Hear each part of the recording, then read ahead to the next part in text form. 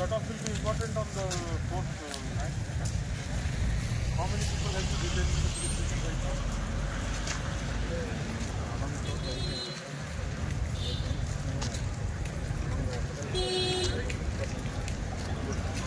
So it has been more cases.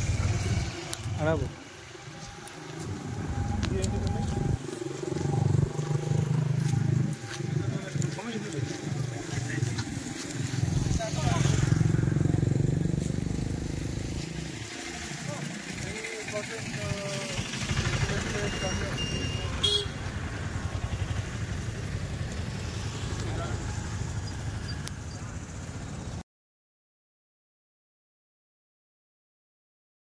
And coming to ఇప్పుడు మూడవ పర్వంలో ఉన్నాం మనం. ఫస్ట్ది వచ్చి prior to election day. Prior to election day అనేది మనము ఒక 6 నెలల నుంచి మనము అన్ని కసరత్తు చేశాము. అన్నీ ఎంతో వర్కౌట్ చేసి గౌరవనీయులైన మన ఎస్పీ గారు అయితేనేమి, గౌరవనీయులైన మన జిల్లా కలెక్టర్ గారి యొక్క ఆదేశాల మేరకు మిగతా అందరూ జిల్లా అధికారులు అందరూ కోఆపరేషన్తో, ప్రజలు నాయకులు కోఆపరేషన్తో మనము గడిచినటువంటి ఎలక్షన్స్ని కడప జిల్లాలో ప్రశాంతంగా మనం జరుపుకోగలిగినాము. ఇందుకు నాయకులు, ప్రజలు, అదేవిధంగా పాత్రికేయులు అందరూ కూడా మన యొక్క వ్యవస్థకు బాగా సహకరించారు. ఇప్పుడు మనము వెరీ వెరీ ఇంపార్టెంట్ ఫేజ్లోకి పోతున్నాం. ఆ ఇంపార్టెంట్ ఫేజ్ ఏంటంటే మా తరపు నుంచి ప్రజలకు, నాయకులకు, అందరికీ ప్రెస్ మీడియా ద్వారా నేను తెలియజేసింది ఏంటంటే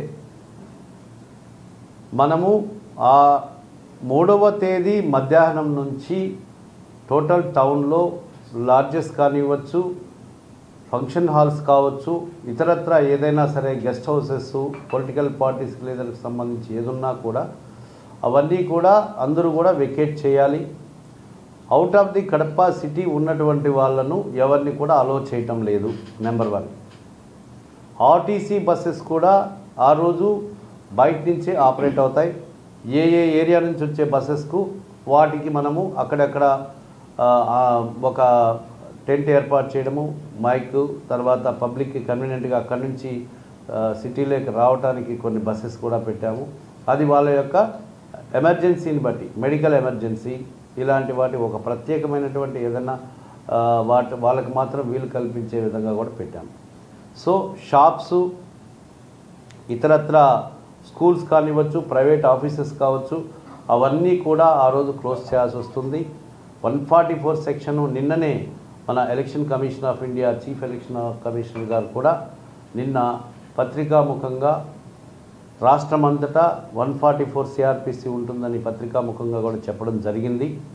సో ఖచ్చితంగా 100% దాన్ని ఇంప్లిమెంట్ చేయాల్సిన అవసరం అందరికీ ఉంటుంది.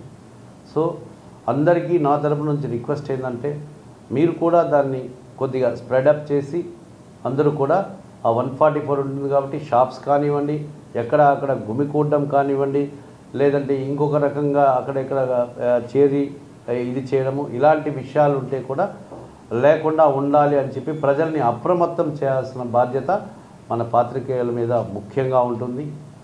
అదేవిధంగా ఎవరైతే లాడ్జ్ ఓనర్స్ కానీ ఫంక్షన్ హాల్ ఓనర్స్ కానీ పోలీస్ క్లియరెన్స్ లేకుండా, పోలీస్ క్లియరెన్స్ అంటే ఏంది, ఇప్పుడు బయట నుంచి ఎవరైనా వస్తున్నారు, ఆ రాజకీయ నాయకులు వాళ్ళు చెప్తారన్నమాట, మేము ఇంతమందితో వస్తున్నాము, మా ఏజెంట్లు వీళ్ళు, మా వాళ్ళ పేర్లు ఇవి, మేము ఇక్కడిక్కడ స్టే చేస్తామని ఇచ్చినప్పుడు అది జిల్లా కలెక్టర్ గారు, ఎస్పీ గారు మాకు పంపిస్తారు. మేము వాళ్ళ యొక్క నేమ్స్ అన్నీ వెరిఫై చేసుకున్న తర్వాత ఆ లాడ్జ్ ఓనర్కి మేము పోలీస్ క్లియరెన్స్ సర్టిఫికేట్ ఇస్తాము, మీరు వీళ్ళని ఇక్కడ ఉంచుకోవచ్చు అని వాళ్ళు అక్కడ స్టే చేయడానికి వీలవుతుంది. సో ఈ యొక్క వెసులుబాటు అయితే వాళ్ళకి కల్పించడం జరిగింది. నెక్స్ట్ కమింగ్ టు అందరూ జిల్లాలో ఉన్నటువంటి నాయకులకు, జిల్లాలో ఉన్నటువంటి ఏజెంట్స్ ఎవరైతే వస్తారో, జనరల్ ఏజెంట్స్ కావచ్చు, లేదంటే ప్రజలు ఎవరు కూడా వితౌట్ పోలీస్ పర్మిషన్ లోపలికి వచ్చేదానికి వీలు ఉండదు. అది కలెక్టర్ గారు మాకు ఒక లిస్టు ప్రొవైడ్ చేస్తారు, వాళ్ళు మాత్రమే మేము లోపలికి అలో చేస్తాము.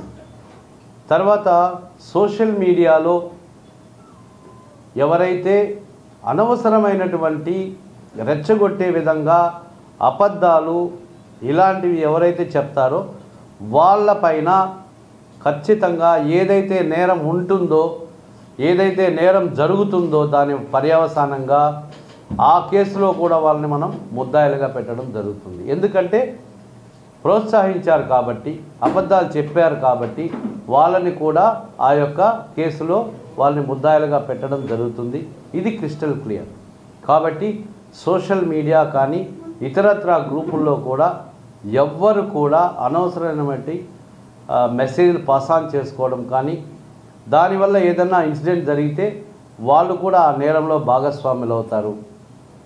అదేవిధంగా లాడ్జెస్ కానీ ఫంక్షన్ హాల్స్ కానీ మాకు తెలియకుండా ఇస్తే అక్కడ ఏమైనా జరిగితే ఆ లాడ్జ్ ఓనర్లు, ఫంక్షన్ హాల్ ఓనర్లు కూడా భాగస్వాములు అవుతారు.